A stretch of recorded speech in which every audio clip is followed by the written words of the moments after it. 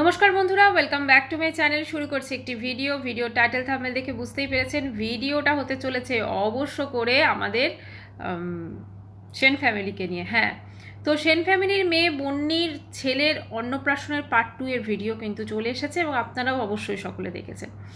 ভিডিওতে আমাদের নজর কাকে কাকে খুঁজেছে? আমাদের নজর খুঁজেছে পম্পি, অরিন্দম এবং মেজমা, আর একজনকে খুঁজেছে। কে সে? আসছি। তো আজকে পম্পির ননদ, ঠিক আছে,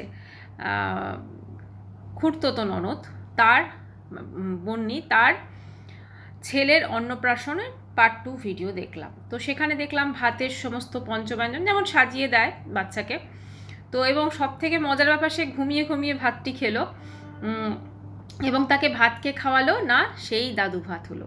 তো আলটিমেটলি কিন্তু দাদু ভাত হলো, মানে নিশ্চয়ই এরকম রিচুয়ালস কোনো কিছু আছে। আর যদি রিচুয়ালস না থাকতো তাহলে বোধহয় ওটা মামা ভাতও হতো, এবং মামা ভাত হলে কিন্তু মামার অভাব ছিল না, কারণ মামাও ওখানে একজন বোধহয় ওই বন্নির একজন দেখলাম ভাই ছিল বোধহয় সঙ্গে, তো সেই চশমা পরা একজন, তো সে কিন্তু ছিল। অতএব সে তো ছেলের মামা, সে কিন্তু খাওয়াতেই পারতো, কিন্তু সে কিন্তু খাওয়ায়নি।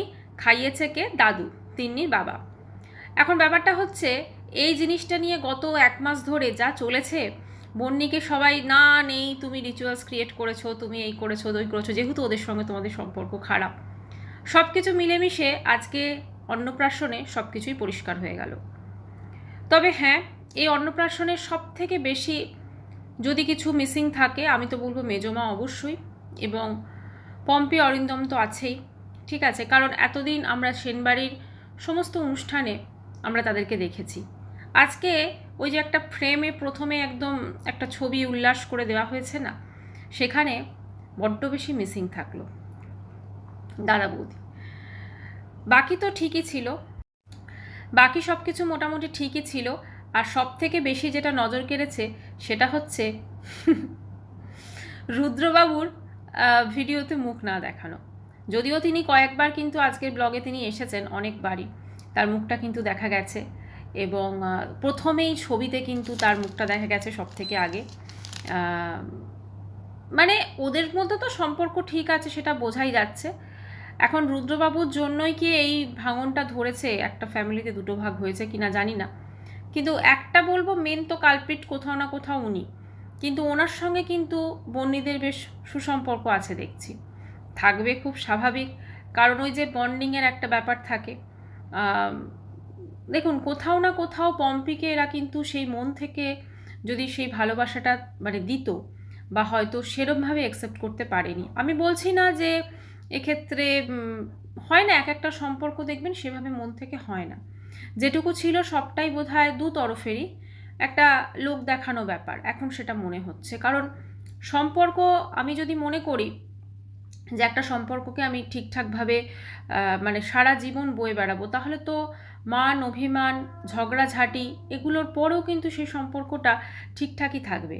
কিন্তু এদের সম্পর্কে কিন্তু মোটামুটি একটা কারণের জন্য, বা জানি না, হয়তো ভেতরে অনেক রিজন আছে, সেটার জন্য বেশ অনেকখানিভাবে কিন্তু ভেঙে গেছে বলা যেতে পারে।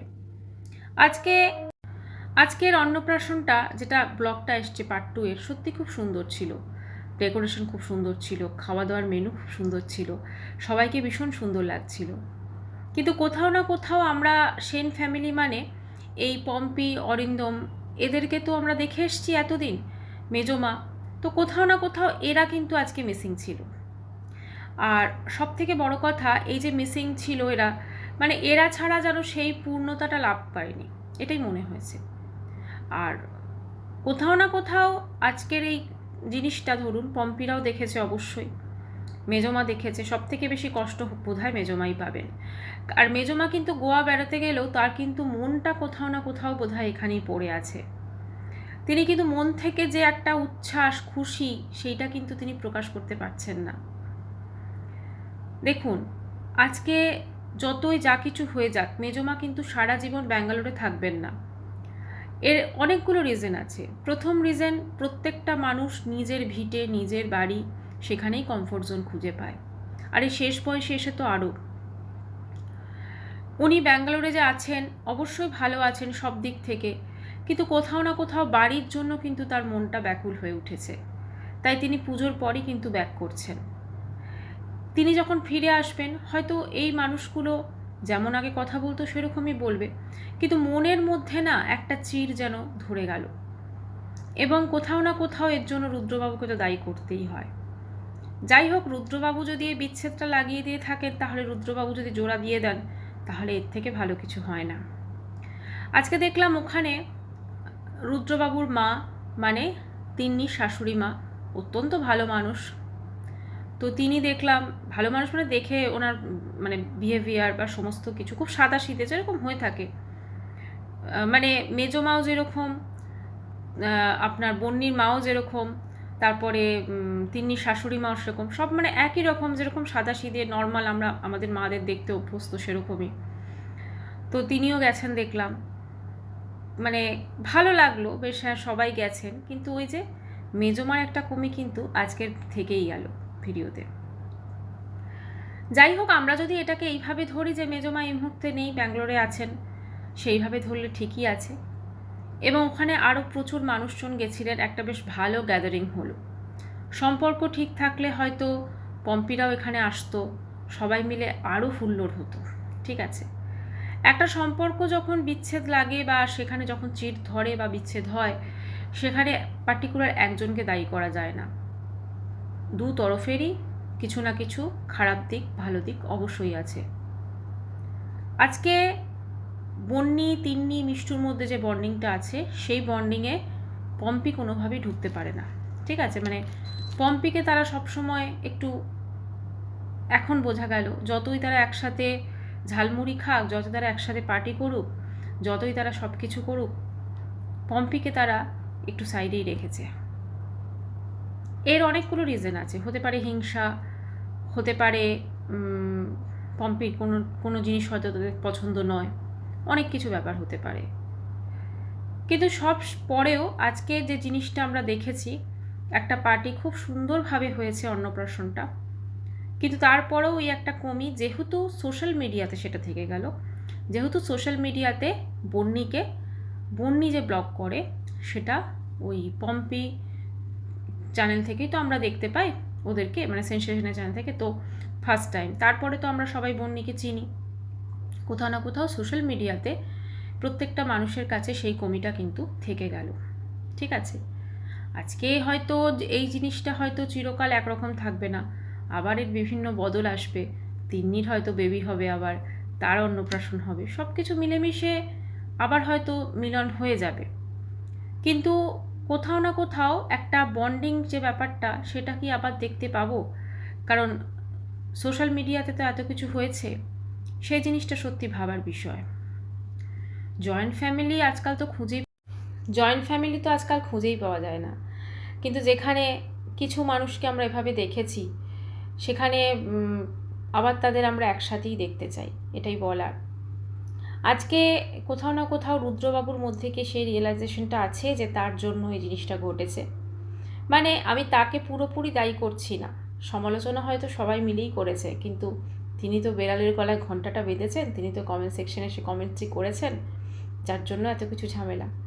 এখন কোথাও না কোথাও পম্পি, অরিন্দম, এদের সঙ্গে কি বন্নিরা সম্পর্ক ঠিক করার কথা ভেবেছে? অবশ্য এটা কিন্তু যখন মেজমা অসুস্থ হয় তখন ফোন করেছিল ফার্স্ট, এটাই পম্পি কিন্তু প্রথমে ফোনটা তোলেনি, তারপরে ফোন তুলেছে, কথা হয়েছে। তো কোথাও না কোথাও দু তরফেরই চেষ্টা থাকতে হবে এই সম্পর্কটাকে ঠিক করার জন্য। শুধুমাত্র বন্নির চেষ্টা, শুধুমাত্র পম্পির চেষ্টা এটাকে হবে না।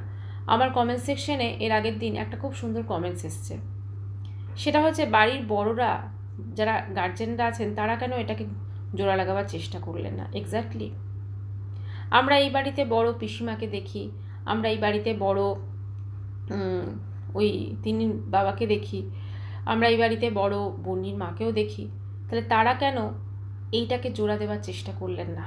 তারা কেন এই ঝড়টাকে সামলালেন না? এটাও তো অবশ্যই একটা প্রশ্ন উঠছে। অবশ্যই মেজমাও আছেন, তো আজকে মেজমাকে হয়তো পম্পিরা যেভাবে বলেছে, মেজমা হয়তো সেভাবেই করেছে, কিন্তু কোথাও না কোথাও বড়দেরও ওপর কিন্তু অনেকখানি দায় বর্তায়। আজকে মানুষের জীবন চিরকাল একভাবে চলে না, সুখে দুঃখে বিপদে আপদে এই প্রত্যেকটা মানুষ কিন্তু আজকে পম্পি অরিন্দমকেও কিন্তু ওদের প্রয়োজন হতে পারে। অবশ্যই পম্পি অরিন্দমদেরও ওদের প্রয়োজন হতে পারে, যেহেতু ওরা একটা আত্মীয় মানে আত্মার সম্পর্ক। সেইখানে যদি ছোটোখাটো কোনো কিছু থাকে, যদি পম্পির, আমি যদি এটাও ধরে নিই যে পম্পির ক্যামেরা ধরা, যখন তখন ক্যামেরা মুখের সামনে ধরা হয়তো পছন্দ নয়, সেক্ষেত্রে এই জিনিসটাকে যদি একটু খোলামেলাভাবে আলোচনা হতো তাহলে বোধহয় এই জিনিসটা হতো না।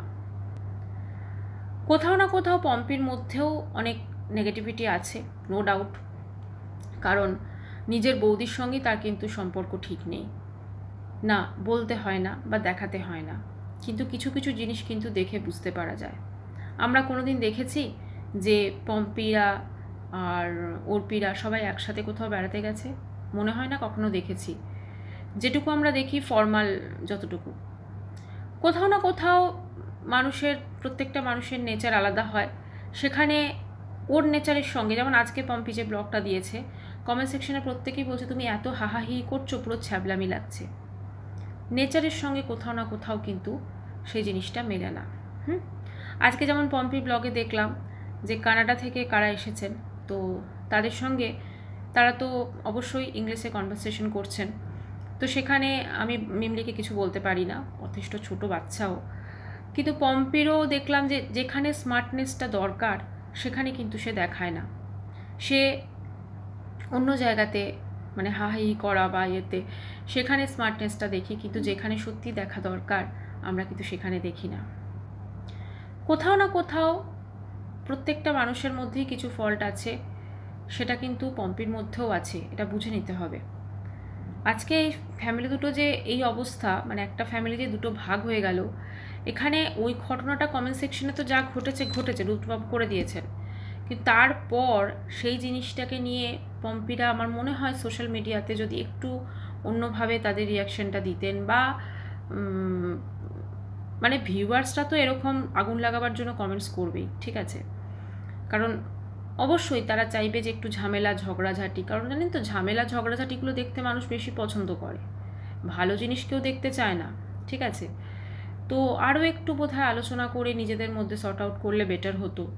সোশ্যাল মিডিয়াতে একদম ঘরের একটা ঝগড়াঝাটি এভাবে চলে এসছে, তো সেটা শুধুমাত্র যে সোশ্যাল মিডিয়া এসে দুটো চ্যানেলকে বদনাম করছে তা না, ওদের তো একটা ঐতিহ্য আছে সেন ফ্যামিলি, তো সেটাও কোথাও না কোথাও একটু হলেও তো মানে তাতে চিক ধরবে বা দাগ লাগবে।